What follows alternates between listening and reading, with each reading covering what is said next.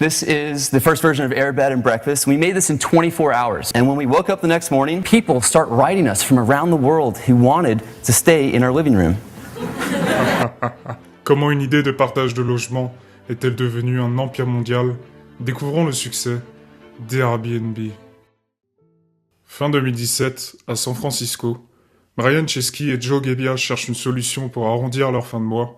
Sans emploi et colocataires, ils ont de la difficulté à payer leur loyer. Ils apprennent en plus de cela que leur propriétaire a décidé d'augmenter leur loyer de 20%. Les deux designers sont vraiment dans la galère. Ils entendent alors parler d'une grande conférence autour du design industriel et cette conférence va changer leur vie.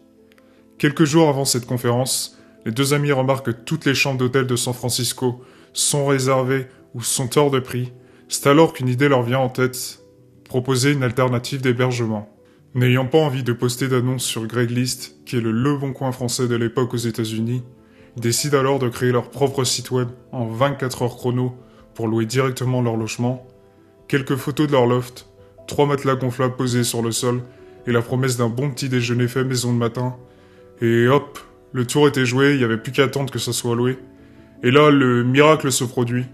3 personnes de plus de 30 ans, en recherche d'un logement pas cher, viennent passer le week-end chez eux et leur filent la somme de $1000.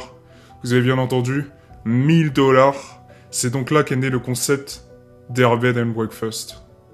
Fort de ce premier succès, quelques semaines après la conférence, les deux amis font appel à Nathan, étudiant en informatique à Harvard, pour lancer le site internet.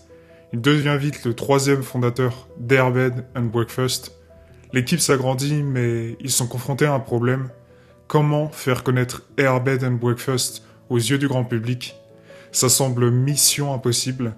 Le site ne décolle pas, et les 3 fondateurs sont obligés de faire preuve d'ingéniosité.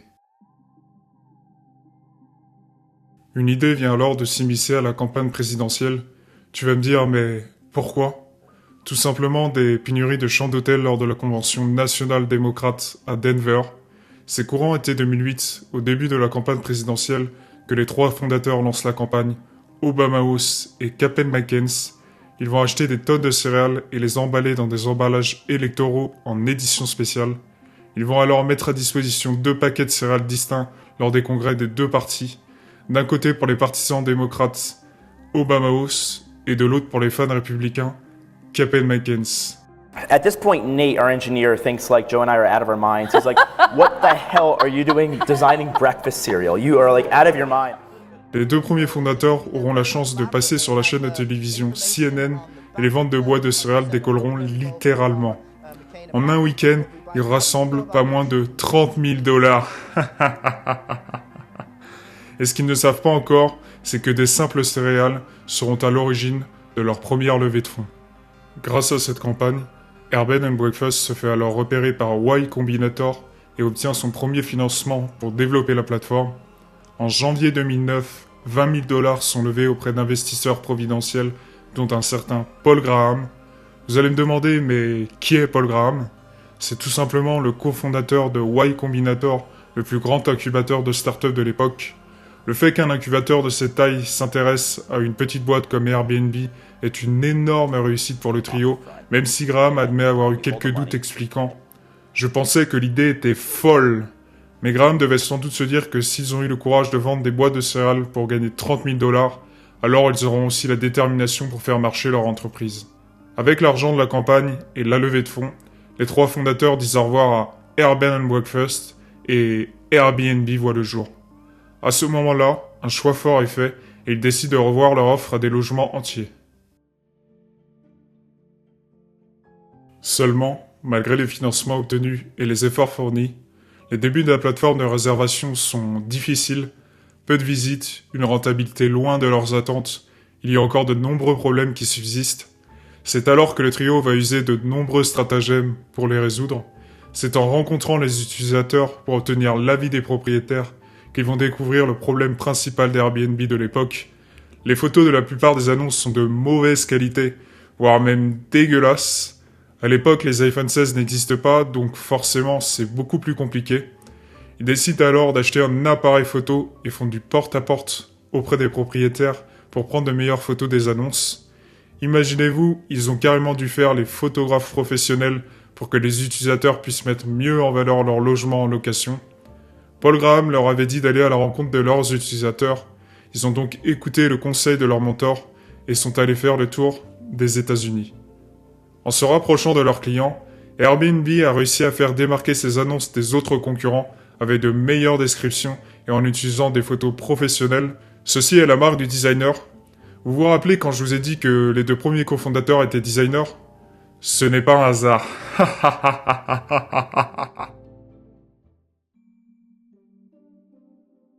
L'autre gros problème pour Airbnb, c'est comment faire venir plus d'utilisateurs. Les belles photos c'est bien, mais ce n'est pas suffisant. Les trois fondateurs le savent et vont devoir faire preuve de malice pour arriver à leur fin. Ils vont alors utiliser le piratage de croissance sur leur principal concurrent, Craigslist. On ne sait pas exactement quand Airbnb a mis en œuvre ce qui est devenu son hack de croissance le plus célèbre, mais il y a des preuves du piratage de la plateforme Craigslist dès 2010. À l'époque, le Leboncoin des États-Unis était le site numéro 1 sur lequel les gens cherchaient des logements temporaires. Airbnb a attiré du trafic sur leur page en encourageant et en proposant aux locataires de publier sur Craigslist à partir du site d'Airbnb qui générait un modèle d'annonce pré-rempli. Ce qui est impressionnant pour l'époque, c'est que cela s'est fait sans API Craigslist public. Sans API, ils devaient écrire un script capable de récupérer Craigslist et d'interagir avec ses formulaires pour pré-remplir toutes les informations souhaitées. Analysons un peu le hack de plus près. La première chose que vous pouvez remarquer en jouant avec Craigslist est que lorsque vous allez publier quelque chose, vous obtenez une URL unique où toutes vos informations sont enregistrées. Ainsi, si vous allez sur post.craigslist.org, vous serez redirigé vers une URL unique qui contient toutes les informations qui entrent dans cette liste. Ceci n'était pas stocké dans les cookies. Si vous avez bien compris, Airbnb a donc créé un bot qui visite Craigslist, obtient une URL unique, remplit les informations de la liste, puis transmet l'URL à l'utilisateur pour qu'il passe à l'étape finale de la publication. Plutôt très bien joué. Au final, une fois que les utilisateurs de Craigslist faisaient un tour sur Airbnb, ils avaient envie de rester sur la plateforme car les posts étaient de bien meilleure qualité. C'est un des hacks qui leur a permis d'obtenir plus de trafic. Mais en plus de ça, Airbnb avait également réalisé que chaque annonce de location à court terme publiée directement sur Craigslist représentait un nouvel hôte potentiel pour le marché d'Airbnb. Ils ont alors créé un script de vente automatisé qui a contacté de nouveaux annonceurs Craigslist, les invitant à essayer Airbnb à la place. Et oui, Airbnb ne s'est pas fait connaître d'un claquement de doigts. Suite à ces hacks de croissance, Airbnb continue de lever des fonds en masse et ne s'arrête plus. Les campagnes créatives se multiplient et Airbnb s'impose petit à petit à l'international. Une de leurs campagnes les plus mémorables a été lancée en juillet 2015, Don't Stay There, Live There, qui invitait les gens à vivre comme un local plutôt que de rester dans des hôtels. Cette campagne a renforcé leur image de marque et a mis l'accent sur l'authenticité et l'expérience utilisateur. Malgré les bad buzz des hauts locataires qui rendent parfois les logements des propriétaires complètement saccagés, Airbnb s'emploie à la satisfaction des clients et enchaîne les coups marketing réussis. On peut dire que c'est un véritable succès. Pour finir cette vidéo, j'aimerais terminer par quelques chiffres sur la croissance explosive de cette entreprise.